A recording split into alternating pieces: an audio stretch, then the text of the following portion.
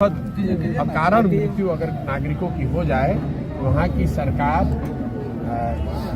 गमगीन होगी, वहाँ की सरकार शोकाकुल होगी। वो उसको सुधारने के लिए माफ़ी मांगेगी, उसको लोगों को सांत्वना देने का प्रयास करेगी। लेकिन ये दिखाता है कि बिहार के जो सत्ताधारी लोग हैं, जो नेता है, यहाँ के जो व्यवस्था है, और मैं इसमें बीजेपी को भी इंक्लूड कर रहा हूँ, आप इस बात को ध्यान दे लीजिए। ये जो विधानसभा में बैठ के नाटक कर रहे हैं बीजेपी के लोग, 3 महीने पहले तक तो यही बैठे हुए थे।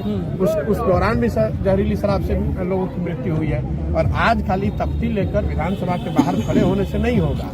खुले तौर पर मुझको छोड़कर कोई भी व्यक्ति नहीं कह रहा है कि शराबबंदी बिल्कुल 48 घंटे के अंदर हटाया जाना चाहिए। दुनिया में इस बात का कहीं कोई प्रमाण नहीं है कि शराबबंदी के जरिए आप सामाजिक या आर्थिक विकास की दिशा में कुछ बेहतर हासिल कर सकते हैं। दूसरी और बात समझ लीजिए, जिस महात्मा गांधी का नाम ले रहे हैं ये लोग, मैंने खुले मन से चुनौती दी है नीतीश कुमार को और जो लोग भी महात्मा गांधी के नाम पर शराबबंदी का समर्थन कर रहे हैं, कि आप महात्मा गांधी का लिखा हुआ एक लाइन या एक वाक्य मुझे सुना दीजिए जिसमें महात्मा गांधी ने स्टेट लेड प्रोहिबिशन, मतलब सरकार द्वारा लागू की शराबबंदी की बात कही है। महात्मा गांधी ने ऐसी कोई बात नहीं कही है। मैंने भी बहुत पढ़ाई करी है महात्मा गांधी के बारे में। महात्मा गांधी की कुरीति पर टिप्पणी की है। उन्होंने समाज को इस बात के लिए तैयार करने, प्रयास करने की बात कही है जिसमें शराब लोग न पिए। लेकिन महात्मा गांधी ने ये नहीं कहा कि आप कानून बनाकर देश में शराबबंदी लागू कर दें। अगर महात्मा गांधी ये चाहते तो जब देश आजाद हुआ तो उसी समय संविधान में लिख दिया गया होता कि पूरे देश में आप शराबबंदी लागू कर दें। और अगर 1 मिनट को आप मान भी लें कि शराबबंदी ठीक है, तो बिहार में शराबबंदी है कहाँ?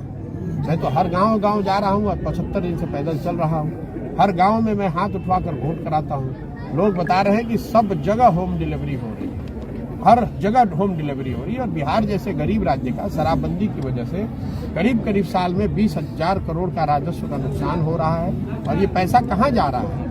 ये पैसा जा रहा है शराब माफिया के पास, पुलिस कर्मियों के पास, प्रशासन में भ्रष्ट एलिमेंट्स के पास। और आपको हम जो बिहार सरकार का 20,000 करोड़ का नुकसान हो रहा है, इसकी आंशिक भरपाई के लिए आपसे, हमसे, बिहार के किसानों से डीजल पर 9 रुपये लीटर और पेट्रोल पर 13 रुपये लीटर एक्स्ट्रा टैक्स लिया जा रहा है। आप यूपी में जाकर देख लीजिए, यहाँ से डीजल 9 रुपये लीटर सस्ता है, पेट्रोल 13 रुपये लीटर सस्ता है।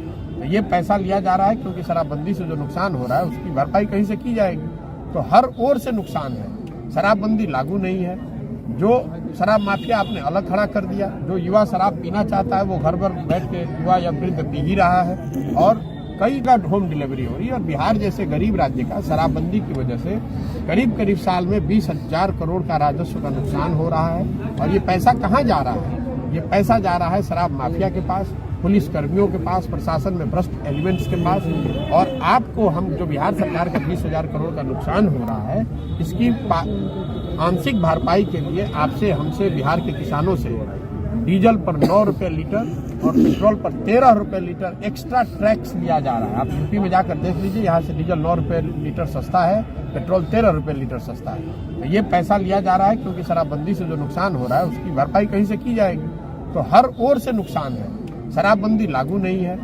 जो शराब माफिया आपने अलग खड़ा कर दिया। जो युवा शराब पीना चाहता है वो घर पर बैठ के युवा या वृद्ध पी ही रहा है। और कई तरह के और जो नशे का कारोबार है वो शुरू हो गया।